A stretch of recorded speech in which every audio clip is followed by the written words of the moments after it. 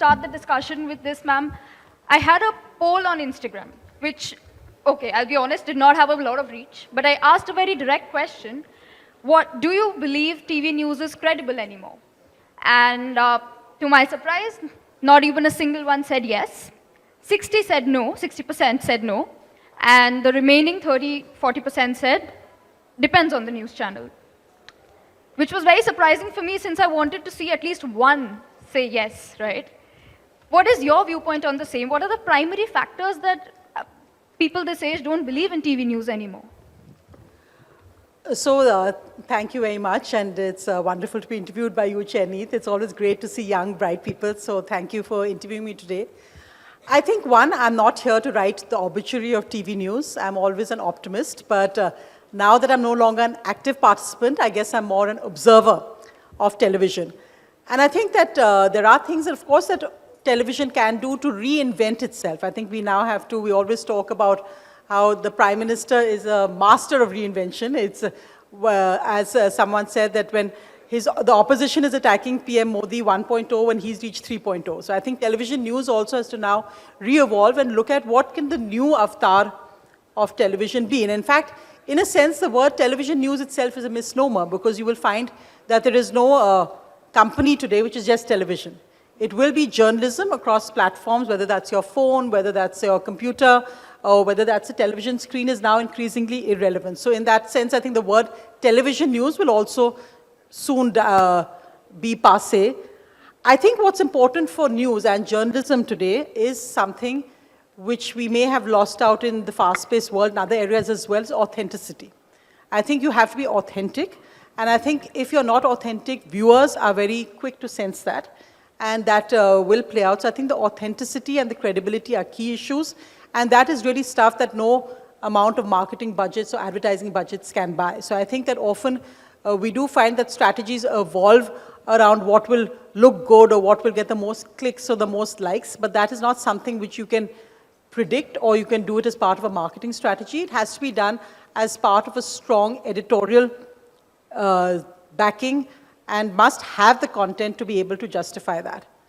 I think one of the other big issues is that I think India is such a huge country, and I think with this, and we can talk about this separately, but I think with the revenue models of television networks in the last decade, somehow we are not telling or reflecting the stories of that country of 1.4 crore people, or 1.4 billion people, 140 crore people, in a way which is representative. And I think that is what, I mean, if we look at recent state elections, I always find it extremely odd that how even journalists can't sense the way the wind is blowing. So you'll have opinion polls, you'll have analysts, you'll have people all saying very confidently that this party will win. And then when the results come, a completely different party has won, which has not been reflected anywhere on the television analysis or reports. And then the same people will say, oh, this is why it happened. So I think if we did have that connect, you would not find increasingly this kind of almost dysfunctional analysis of events when the reality is so different from what is being projected. So I think that is a really important point. Authenticity and building your connect back with the people whose stories you're telling. Those are key. Very well said. I think I have a headline already which says marketing budgets can't buy trust. So very well said about that. My next question is, you know, we are in an era of TV news where we have heard people say, "Chain se sona hai to jaag jaiye," "Sansani khabar," "Nation wants to know." These are the taglines we know TV news and their anchors by. We have sort of blurred the lines between entertainment and information. It has become infotainment. What is this? How does this impact the trust factor on news TV, according to you? So when I had a daily show, my tagline was, "You don't have to shout to be heard." Now, I don't know if that necessarily stands true, because sometimes it is the loudest person, but there's also a saying that empty barrels make the most noise. But I think what is important, and I think we should be careful, that boring doesn't mean credible. So we also have to reinvent in a sense that you are talking the new language which people are talking. And I think you have to be very much in sync with that. You have to, as I said, you're telling stories. What is the best way to tell stories? It's not by boring people with information and just facts and without having the human face to it. I think always in any story, it has to be that, why are you telling the story? Who does it impact?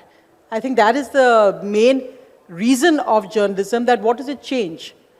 And I think if you're basically just repeating the same thing that everyone knows, it doesn't really break new ground. I think that's really important. And I think especially for young people today, I think whether it's Instagram, whether it's on X or others, they don't mind where they consume media from or journalism from. So I think in that sense, that television barrier will have to be broken, because if they're watching a debate show which may have originated from television on X or anywhere else, how does it matter? That was exactly my next question. Thank you for coming to that. As much as TV news is losing its credibility, utna hi it's being very well impacted on YouTube and other social media channels for us to consume the news. But on the flip side, PIB recently blocked around 9 to 10 YouTube channels for fake news as well. So what is the whole scenario here? How does the lack of credibility on TV news impact consumption of news on other mediums of channels? So I wouldn't agree with lack of credibility of TV news channels. In fact, I would be much more nuanced on that. I would say that news channels, and again, I won't use the word TV, but news networks are still the most credible source of news. Of course, in that there will be glitches, or there will still be some areas which I may not agree with. And I think debates are perhaps more culpable for that than actual news. So I think still for news, it has to be a credible source. And I think the credible source are still your news organizations, whether it's NDTV, whether it's India Today, whether it's the Indian Express, it will be news organizations. Now, you may access that news on a different platform than television, but news organizations are still definitely the most credible source. I think individual journalists are, of course, interesting to watch on YouTube, but often they're not necessarily news sources as much as news analysis, and through their prism. So I think that's a very different genre completely. It's an interesting genre, but it's a completely different genre from the news organization networks. And I think we've seen that many, many mistakes have happened when it's actually come from non-news sources. And mistakes, and especially in India, where you can have often communal clashes or other issues, or a person's life destroyed or jobs lost because of something that just comes up as a social media rumor.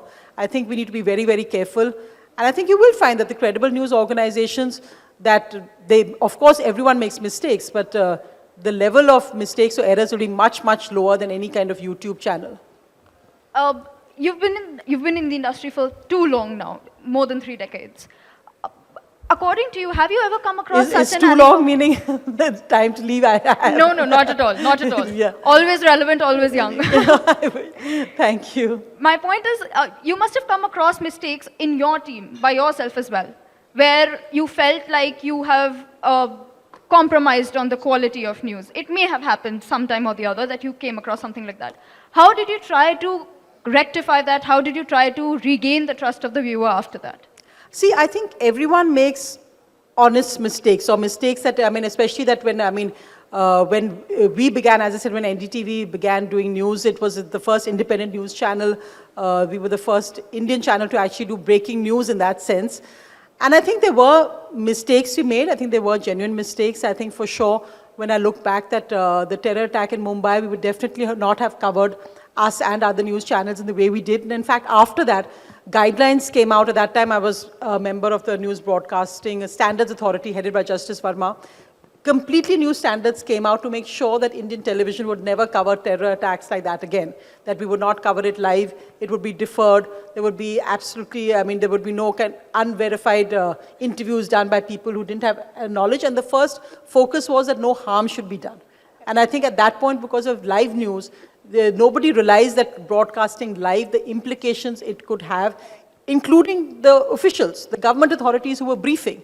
I think now government authorities have also learned, and news organizations have learned that as well. We saw it when there was, when Captain Abhinandan, the Indian pilot who crash landed in Pakistan.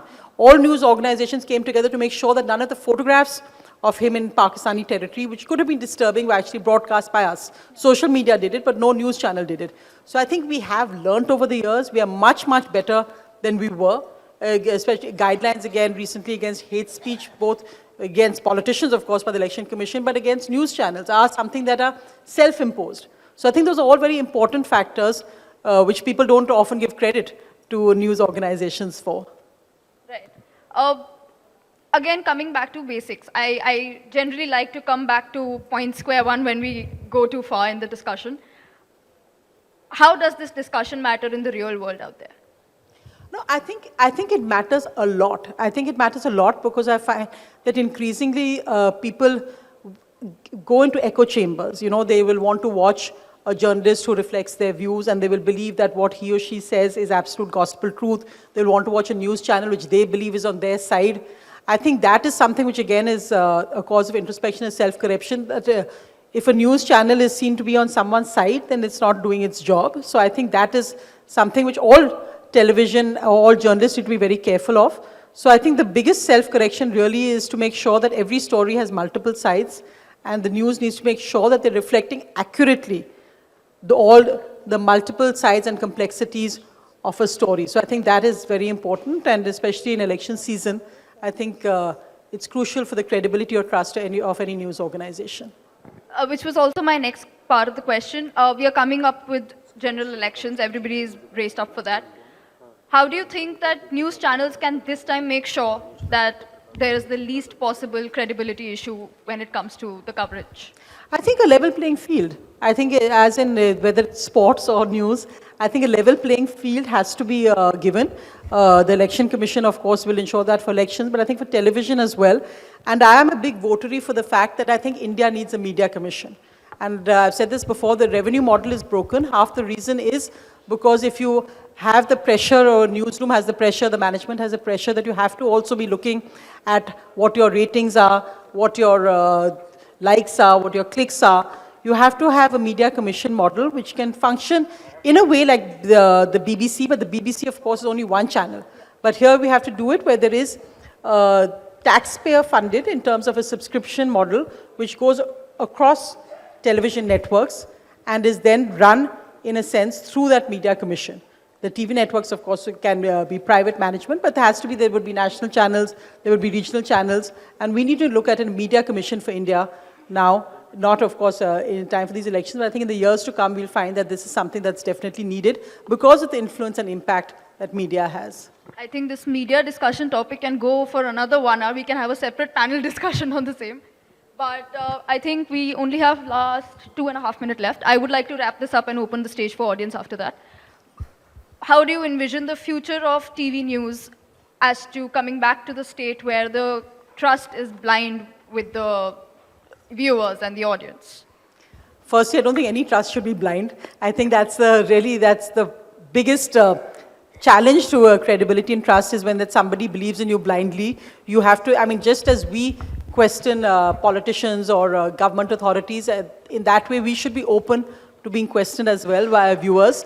And I think that, as I've made that point, that I think authenticity, credibility and connect are the key areas where the media has to build up and talk, as I said, tell news stories. Because I think the problem still is, and this is not just India but global, we've seen that Elon Musk on X has made the point on how mainstream media, the viewers are collapsing. And the recent Oxford Reuters survey made the same point, that people aren't watching television because they feel it's only about bad news. I think we need to be reflecting the news stories of a new generation and of a changing India and also of a changing world. I think, yeah, that's a good ending.